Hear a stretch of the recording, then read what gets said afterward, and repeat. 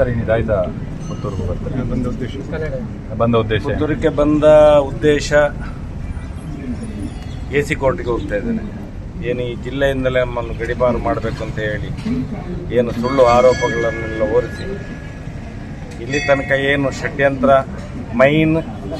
ಮಾಡಿದ್ದೆ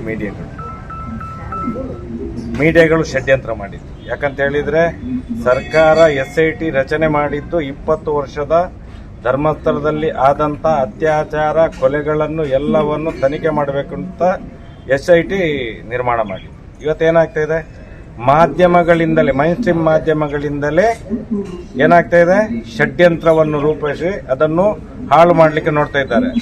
ಆದರೂ ಇದಕ್ಕೆಲ್ಲಕ್ಕೆ ಉತ್ತರ ಈ ಮಹಾಲಿಂಗೇಶ್ವರ ದೇವರು ಕೊಡಬೇಕು.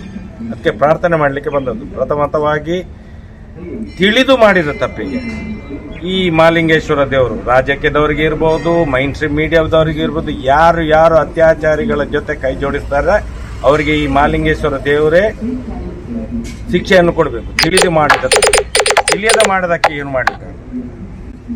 ಮಾಡ್ಲಿಕ್ಕಾಗದು? ನಾನು ಹೇಳ್ತೇನೆ, ನಾನು ಇಷ್ಟ ತನಕ 14 ವರ್ಷದಿಂದ ಸೌಜನ್ಯ ಪರ ಹೋರಾಟ ಮಾಡ್ತಾ ಇದ್ದೇನೆ.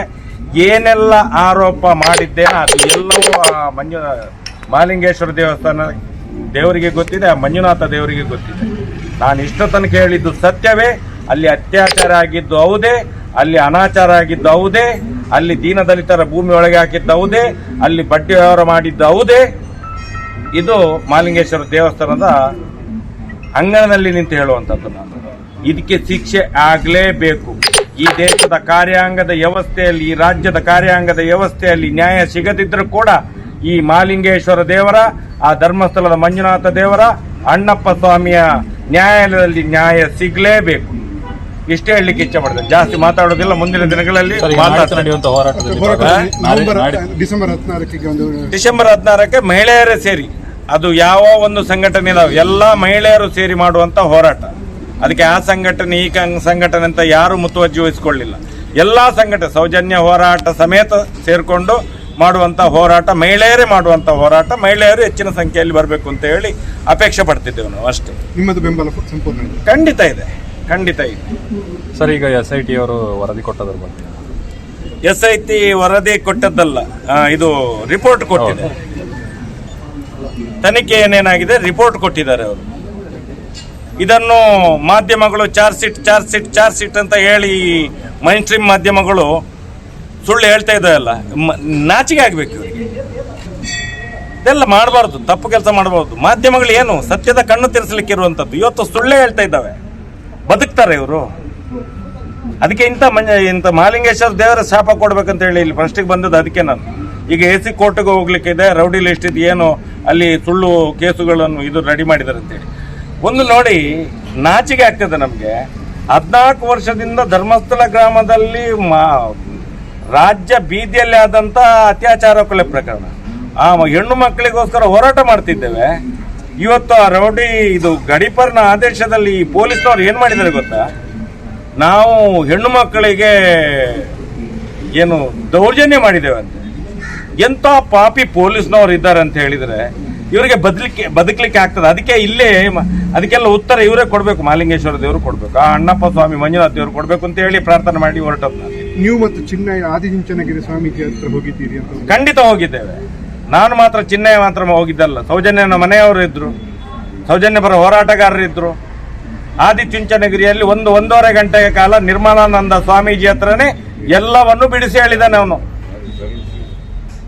ಏನು ನನ್ನ ಹತ್ರ 1.5 ಗಂಟೆ ವಿಡಿಯೋ ಬಿಟ್ಟಿದ್ದಾನಲ್ಲ, ಅದಕ್ಕಿಂತ ಜಾಸ್ತಿ ಹೇಳಿದ್ದಾನೆ. ಯಾರ್ಯಾರು ರೇಪಿಸ್ಟ್ ಮಾಡಿದ್ದಾರೆ, ಯಾರ್ಯಾರು ಮಾಡಿಸಿದ್ದಾರೆ ಎಲ್ಲವನ್ನೂ ಹೇಳಿದ್ದಾನೆ ಅವನು. ಸ್ವಾಮೀಜಿಗಳು ಬಂದು ಹೇಳಿ ಅಲ್ಲ, ಮುಂದೆ ಯಾಕೆ ಹೇಳೋದಿಲ್ಲ ಸ್ವಾಮೀಜಿಗಳು? ಇವತ್ತು ಸ್ವಾಮೀಜಿಗಳು ಅವತ್ತೇ ಹೇಳಿದ್ದಾರೆ ನನ್ನದು. ನಾಳೆ ಮುಖ್ಯಮಂತ್ರಿಗಳು ನನಗೆ ಮೈಸೂರಲ್ಲಿ ಒಂದೇ ಸಭೆಯಲ್ಲಿದ್ದೇವೆ ನಾವು. ಆ ಸಭೆಯಲ್ಲಿ ಅವರಿಗೆ ಪೂರ್ತಿ ವಿವರನ್ನು ಹೇಳ್ತೇವೆ ಅಂತೇಳಿ. ಶಿಕ್ಷೆ ಖಂಡಿತ ಕೊಡಿಸ್ತೇವೆ.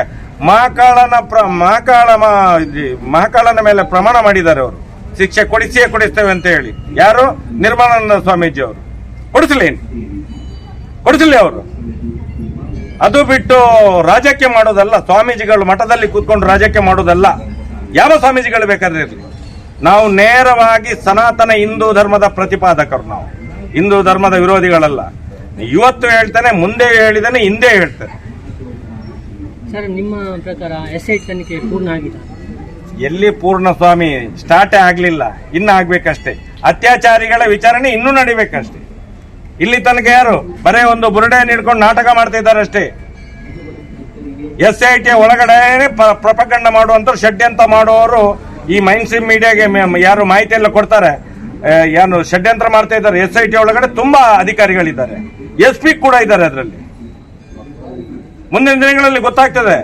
ನಾವು ಮುಂದಿನ ದಿನಗಳಲ್ಲಿ ಕಾನೂನು ರೀತಿಯ ಹೋರಾಟವನ್ನು ಮಾಡ್ತೇವೆ. ನಮ್ಗೆ ಯಾರ ಮೇಲೆ ನಂಬಿಕೆ ಇಲ್ಲದಾಗೆ ಆಗಿದೆ, ಯಾರ ಮೇಲೆ ನಂಬಿಕೆ ಇಲ್ಲದಾಗೆ ಆಗಿದೆ. ಮೈನ್ ಸ್ಟ್ರೀಮ್ ಮಾಧ್ಯಮದ ಮೇಲೆ ನಂಬಿಕೆ ಇಲ್ಲ, ಕಾರ್ಯಾಂಗದ ವ್ಯವಸ್ಥೆಯ ಮೇಲೆ ನಂಬಿಕೆ ಇಲ್ಲ. ಈ ದೇಶದ ಕಾನೂನಿನ ಮೇಲೆ ಮಾತ್ರ ನಂಬಿಕೆ ಇರುವಂತದ್ದು. ಮುಂದಿನ ದಿನಗಳಲ್ಲಿ ಕಾನೂನು ರೀತಿಯ ಹೋರಾಟವನ್ನೇ ನಾವು ಮಾಡ್ತೇವೆ.